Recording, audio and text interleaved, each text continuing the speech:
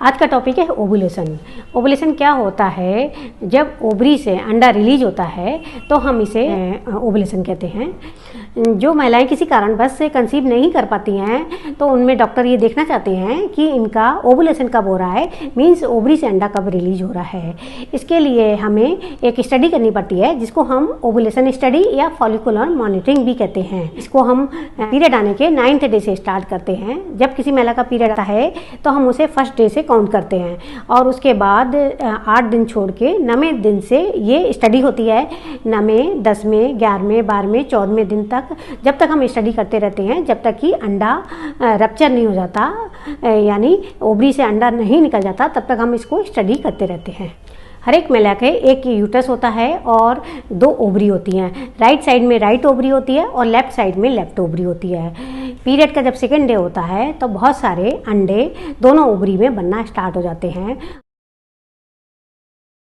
और ये अंडे 2 से 3 मिलीमीटर पर डे के हिसाब से डेली बढ़ते हैं। इनका साइज ग्रो करता है।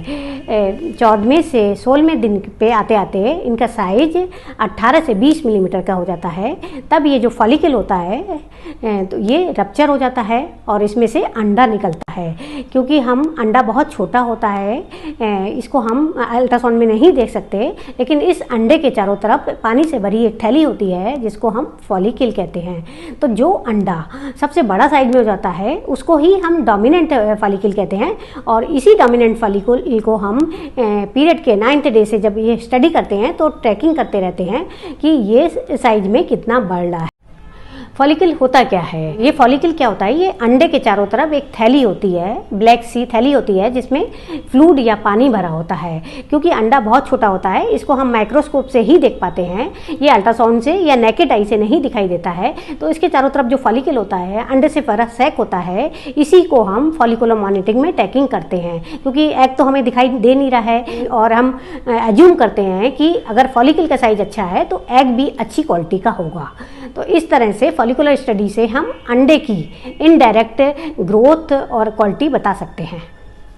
जब ओवरी से एग रिलीज होता है तो ये पेरिटोनियम में आ जाता है। ओवरी के ऊपर ही 2 फैलोपियन ट्यूब होती हैं। उनका जो टर्मिनल एंड होता है वो फिम्ब्रिया ओवरी के ऊपर प्रोजेक्शन की तरह इसको कवर करके रखते हैं। तो जैसे ही अंडा रिलीज होता है तो ये फैलोपियन ट्यूब उसको कैप्चर कर लेती है और ये अंडा फैलोपियन ट्यूब के अंदर थोड़ा सा ट्रैवल करता है। इसी समय अगर महिला इंटरकोर्स करती है, इस दौरान 1 दिन पहले या इस समय 1 दिन के अंतराल पे महिला इंटरकोर्स करती है तो स्पर्म नीचे से स्पर्म जाता है और वो फैलोपियन ट्यूब तक पहुंचता है और ओवरी से अंडा निकल के फैलोपियन ट्यूब में आता है। तो इन दोनों का स्पर्म और एग का फ्यूजन हो जाता है और बेबी कंसीव हो जाता है। तो ये बेबी कंसीव हो जाता है, जायगोट बन जाता है। 5 दिन तक ये जायगोट फैलोपियन ट्यूब के अंदर रहता है। इसके बाद ये फैलोपियन ट्यूब से ट्रैवल करता हुआ यूटस के अंदर आता है और यूटस की बॉल में एंडोमेट्रियम में इम्प्लांट होता है।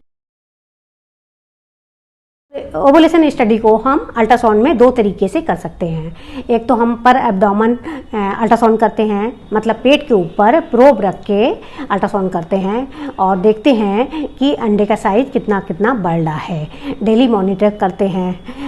पर प्रॉब्लम क्या आती है, कुछ पेशेंट फैटी होते हैं। तो फैट क्या होती है, एक बेड ट्रांसमीटर का काम करती है और वो जो अल्ट्रासाउंड की किरणें हैं वो अंडे तक, ओवरी तक प्रॉपर तरीके से पेनिट्रेट नहीं कर पाती हैं। तो इसके लिए, इस सब से बचने के लिए हम एक दूसरा मेथड अपनाते हैं जिसको हम ट्रांसवैजाइनल सोनोग्राफी कहते हैं या TBS कहते हैं।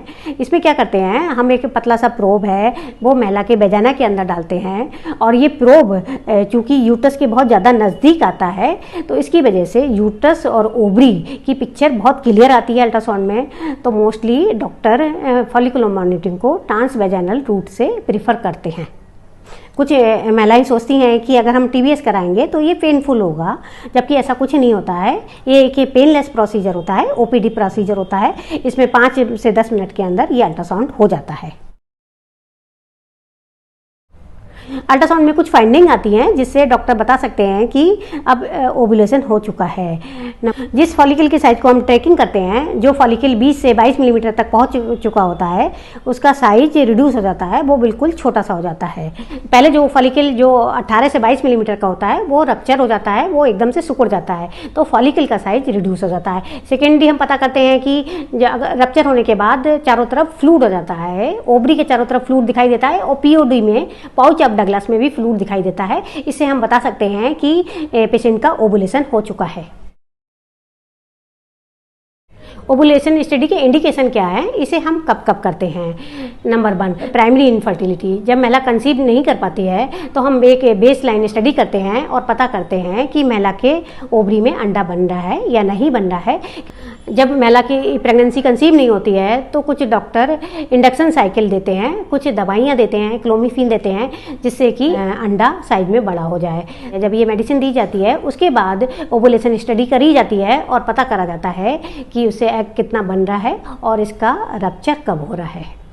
जब महिला का IUI या IVF प्रोसीजर करना होता है तो हम फॉलिकुलर मॉनिटरिंग करते हैं। IVF यानी इन विट्रो फर्टिलाइजेशन में ओवुलेशन स्टडी की जाती है, यानी फॉलिकुलर मॉनिटरिंग की जाती है और ओवुलेशन का एक्यूरेट टाइमिंग पता किया जाता है। उसी के अकॉर्डिंग IVF का ट्रीटमेंट प्लान करना होता है। अगर आपको मेरा ये वीडियो पसंद आता है तो लाइक एंड शेयर कर लीजिएगा। Thanks for watching. Stay healthy, stay blessed.